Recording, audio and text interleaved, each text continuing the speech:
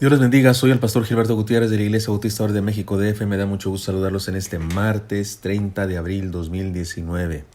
Felicidades a todos los niños, sé que también hay niños que escuchan este devocional. Dios los bendiga, les mando un abrazo. Libre del temor es el tema de nuestros devocionales. Estamos en el devocional número 15. El temor a la mayoría le llamaremos. Seamos libres para vivir a contracorriente. Dice el texto: y tú, hijo de hombre, no les temas, ni tengas miedo de sus palabras. Aunque te hallas entre zarzas y espinos y moras con escorpiones, no tengas miedo de sus palabras, ni temas delante de ellos, porque son casa rebelde. Ezequiel 2:6.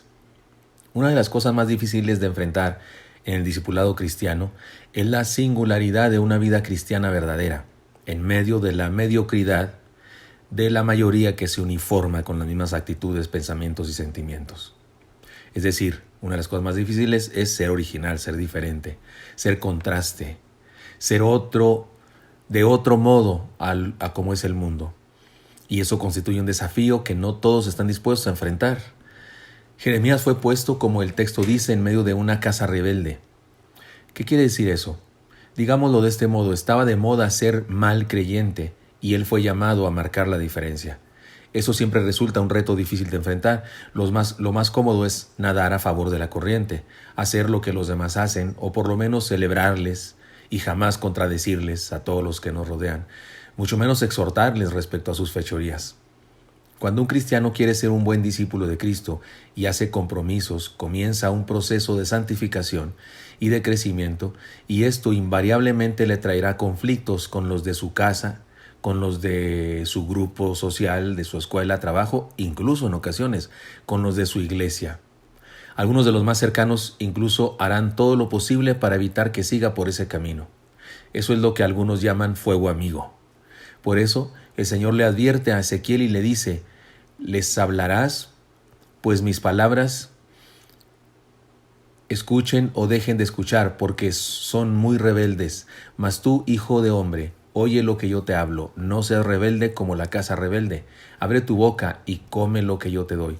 Esto está en Ezequiel 2:7-8. En esta ocasión la orden de no temer es cuádruple. O sea, 4 veces dice: no tengas o no tengas miedo.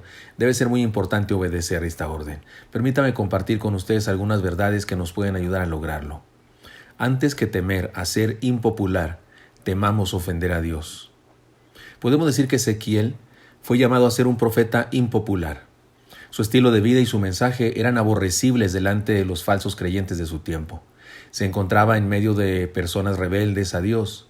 Es como si usted o yo estuviéramos con la camiseta de nuestro equipo, de nuestro país, y me refiero a todos los latinoamericanos, y con un sombrero típico de nuestro país en un partido contra Inglaterra, y estuviésemos ahí en el centro de una gran multitud de hooligans.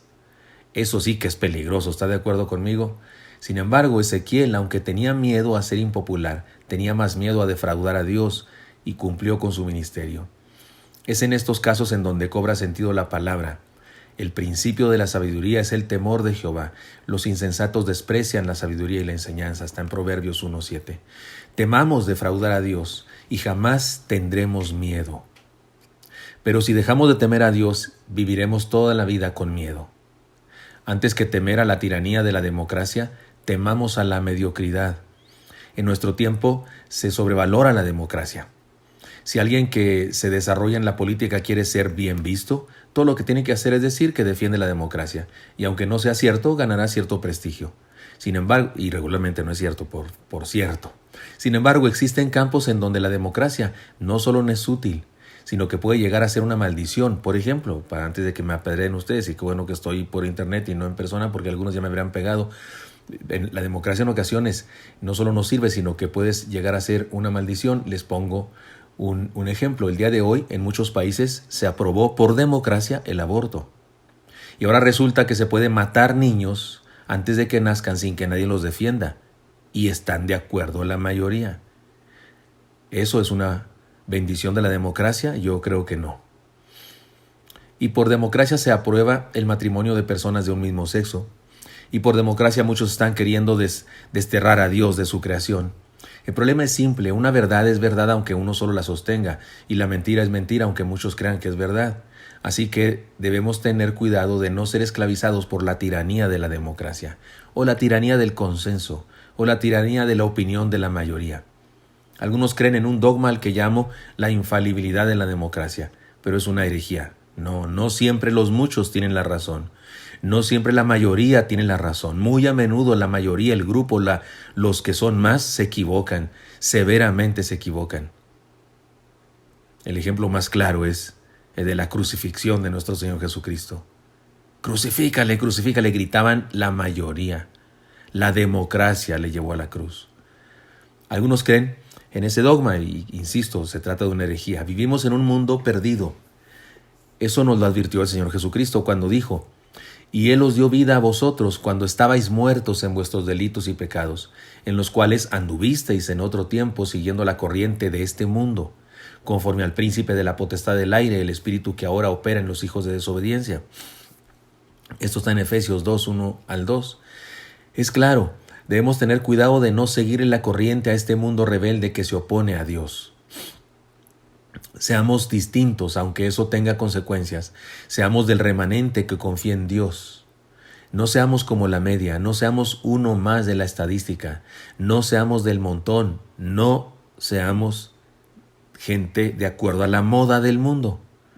Temamos a Dios y seremos libres de la mediocridad. Déjenme les pongo un ejemplo. Cuando mis hijos estaban pequeños, traté de enseñarles a ser valientes y atrevidos. Los llevé de excursión muchas veces, les enseñé a lidiar con animales peligrosos y a subirse a juegos mecánicos extremos. Sin embargo, ellos crecieron y los juegos mecánicos también crecieron. En mi época no había semejantes montañas rusas como las que hay ahora. Ahora, cuando vamos a algún parque de diversiones y ellos quieren subirse a alguna montaña rusa gigantesca, debo reconocer que a mí me da miedo. Especialmente porque durante todo el camino que voy para subirme a la cosa esa, hay letreros que dicen: si usted ha tenido problemas con su corazón, no se suba. Y yo tuve problemas con mi corazón. Hace algunos años tuve un infarto. Y si usted tiene problemas de columna vertebral, y no se suba. Y yo tengo problemas de columna vertebral por mis pies planos y mi estatura. Y entonces voy viendo todo el santo camino, esos letreros, y bueno, sí me da miedo, especialmente por estos problemas que le digo que tengo. Pero ¿sabe qué? Tengo más miedo a quedarles mal a mis hijos. Así que me armo de valor y me subo. Además, mi esposa es valiente y atrevida. Y a ella sí le gusta subirse esas cosas. Y pues, ¿cómo le hacemos? Tengo que ir con ella, ¿no? Sentarme con ella. Ahora mis hijos, ya están haciendo su vida. Y aún el menor es casado y ya no tengo que subirme con ninguno de ellos. Pero sí voy con mi esposa y debo subirme con ella. Y entonces me subo para no quedar mal, para no defraudarlos. Pero les aseguro que no lo hago por gusto. La vida puede presentarnos momentos difíciles, batallas complicadas, y todo esto puede confrontarnos con el miedo a ser considerados bichos raros, cobardes, santurrones o algo así. Si nos comportamos demasiado cristianos nos pueden criticar, pero debemos considerar este principio: temamos defraudar a Dios antes que ser criticados por el mundo. Yo temo más defraudar a mis hijos que a mí mismo, por eso me subo. Temamos defraudar a Dios antes de temer ser criticados por el mundo. Espero que esto sea útil para usted y me encantaría encontrarle el día de mañana. Hasta pronto.